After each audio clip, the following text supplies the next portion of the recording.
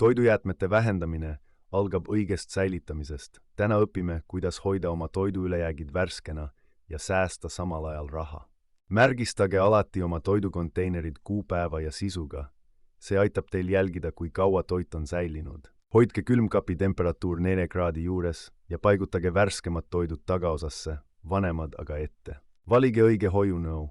Klaasist või roostevabast terasest konteinerid on parimad pikemaajaliseks säilitamiseks. Vaakumpakendamine on suurepärane viis toidu säilivusaja pikendamiseks ja maitse säilitamiseks. Külmutage ülejäägid kohe, kui on selge, et ei jõua neid paari päeva jooksul ära süüa.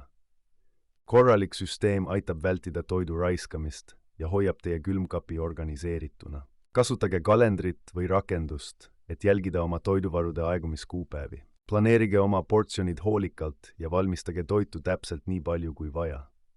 Järgides neid lihtsaid nõuandeid, võite säästa aastas sadu eurosid ja vähendada oma ökoloogilist jalajälge.